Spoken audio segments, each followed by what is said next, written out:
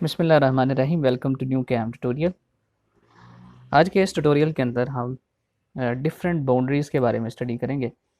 जैसे इसमें create boundary के अंदर हमारे पास ये बाउंड्रीज़ आती हैं, तो हर बाउंड्री का बिहेवियर क्या है इसके बारे में हम वन बाय वन स्टडी करेंगे। तो सबसे पहले आपको फाइल में जाकर एग्जाम्पल में से कॉलिंग के नाम से एक डीजी के फाइल उसको इंपोर्ट करना है और यहाँ पर आपने ISO2 जो है इसको सिलेक्ट कर लेना है। उसके बाद आपने इसका ब्लॉक कैलकुलेट करवाना है और इसको एक्सेप्ट करना है। अब व्यू फ्रॉम टॉप, और इसमें आपने ब्लॉक को यहाँ पर आपने ड्रा कर देना है। उसके बाद आप ब्लॉक के ऊपर क्लिक करें, साइडों के ऊपर आपको ये एरो नज़र आ रहे हैं, इस एरो को आप पिक करके यहाँ तक लेकर आएँ और इसको छोड़ दें। फिर उसके बाद आप क्रिएट ए बाउंड्री, यहाँ से ब्लॉक के ऊपर क्लिक करें और यहाँ पर अप्लाई के ऊपर क्लिक करें, एक्सेप्ट करें। तो ये देखें हमारा ब्लॉक जहाँ तक था वहाँ तक ऑटोमेटिकली एक बाउंड्री क्रिएट हो चुकी है। इसी तरह अगर मैं यहाँ तक बाउंड्री क्रिएट करना चाहता हूँ तो मुझे ब्लॉक को वहाँ तक लेकर जाना होगा और यहाँ पर आकर क्रिएट बाउंड्री के अंदर मुझे ब्लॉक के ऊपर क्लिक करना है और यहाँ से मुझे अप्लाई के ऊपर और एक्सेप्ट के ऊपर क्लिक करना है। तो ये देखें दूसरी बाउंड्री हमारी वहाँ तक क्रिएट हो चुकी है। इसी तरह हम ब्लॉक को कंट्रोल करके बाउंड्री बना सकते हैं with the help of block boundary. उसके बाद हमारे पास जो नेक्स्ट बाउंड्री है वो रेस्ट बाउंड्री है। इसको करने से पहले मैं डिलीट कर देता हूँ।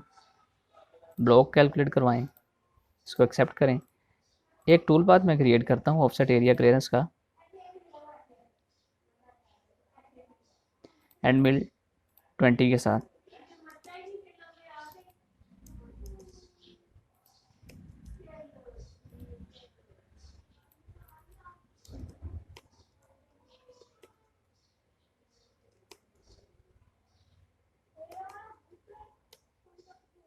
इस तरह आप इसके अंदर वैल्यूज़ फीड कर दें। अप्रोच आउटसाइड अनचेक कर दें आप।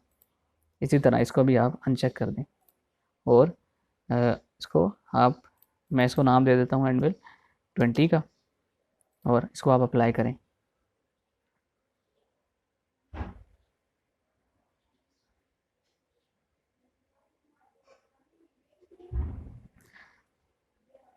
अप्लाई करने के बाद आप देखें कि इस होल के अंदर हमारा कटर नहीं गया। इस होल के साथ साथ कुछ एरियाज़ ऐसे भी हैं जहाँ पर हमारा एंडविल 20 नहीं जा सका। तो उस जगह पर मशीनिंग करवाने के लिए हम रेस्ट मशीनिंग का इस्तेमाल करते हैं। इसी तरह रेस्ट बाउंड्री का भी इस्तेमाल किया जा सकता है कि वो डिटेक्ट कर देती है कि यहाँ तक हमारा कटर नहीं जा सका। तो वहाँ पर हम एक बाउंड्री क्रिएट कर सकते हैं with the help of rest boundary. तो यहाँ से आप रेस्ट बाउंड्री क्रिएट करें। अब वो कह रहा है कि डिटेक्ट मटेरियल थिकर देन, मैं 0.2 ही रहने देता हूँ। यहाँ पे एक्सपेंड एरिया बाय 1, टॉलरेंस मैं इसमें 0.03 कर देता हूँ, यहाँ 0.1 ही रहने दें। इसके बाद रेडियल थिकनेस भी इतनी रहेगी, एक्सियल थिकनेस भी इतनी रहेगी।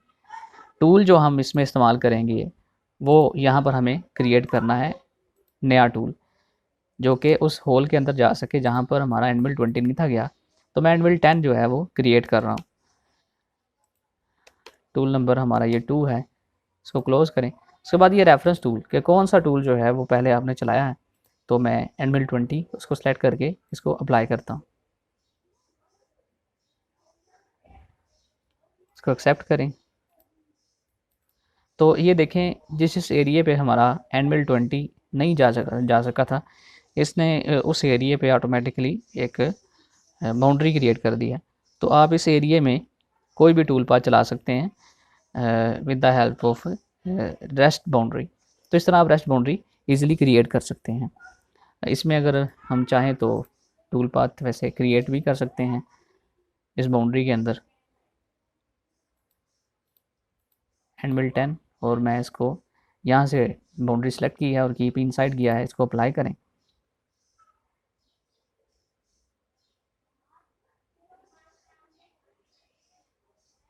तो इसमें अब आप देखें कि ये हमारा टूल सिर्फ उसी एरिया पे चला है जहाँ पर हमारा एंडविल 20 नहीं जा सका था। तो इस तरह आप रेस्ट बाउंड्री की मदद से रेस्ट मशीनिंग भी करवा सकते हैं।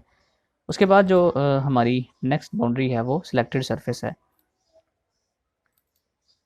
मैं इसको अनड्रा कर देता हूँ और ये जो बाउंड्री है हमारी इसको भी मैं अनड्रा कर देता हूँ। सिलेक्टेड सरफेस में मैं मिसाल के तौर पर ये सरफेस सेलेक्ट करता हूँ। ये सरफेस सेलेक्ट करने के बाद मैं यहाँ पर क्रिएट बाउंड्री के अंदर जाता हूँ और सिलेक्ट सरफेस के ऊपर क्लिक करता हूँ। तो यहाँ पर हमसे वो पूछता है कि आप टॉप से इसको बनाना चाहते हैं या रोल ओवर बनाना चाहते हैं। तो इसके डिफरेंट बिहेवियर्स हम स्टडी करेंगे। तो यहाँ पे मैं इसकी टॉलरेंस 0.03 रख देता हूँ और यहाँ पे मैं रेडियल थिकनेस इसकी 0, एक्सियल थिकनेस भी 0 और एंड मिल 20 के साथ मैं इस बाउंड्री को क्रिएट करना चाहता हूँ। तो पहले मैं इसको रोल ओवर के साथ अप्लाई करके देखता हूँ इसका क्या रिज़ल्ट आता है।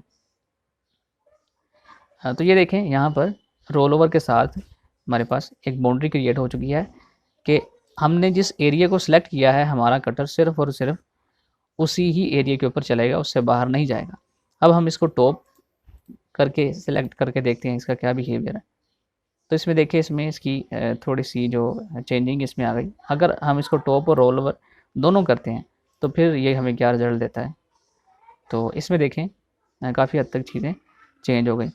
तो आप डिफरेंट तरीक़ेकार को इस्तेमाल करते हुए इसमें बाउंड्री को चेंज कर सकते हैं।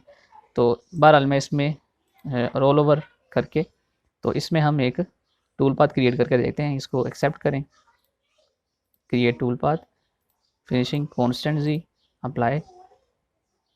यहाँ से मैं इसको 0.03 कर देता हूँ। थिकनेस इसकी 0 रहेगी। इसको मैं यहाँ पे कीप इनसाइड करूँगा दूसरी बाउंड्री के अंदर। यहाँ पे ये कन्वेंशनल है, स्टेप डाउन इसका 1 ही रहेगा। इसको मैं अप्लाई करता हूँ।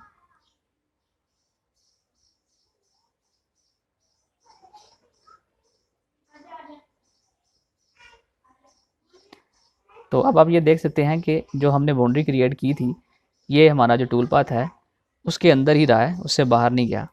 तो इस तरह आप सिलेक्टेड सरफेस को इस्तेमाल करते हुए बाउंड्री क्रिएट कर सकते हैं और उस सिलेक्टेड एरिया के अंदर आप मशीनिंग करवा सकते हैं।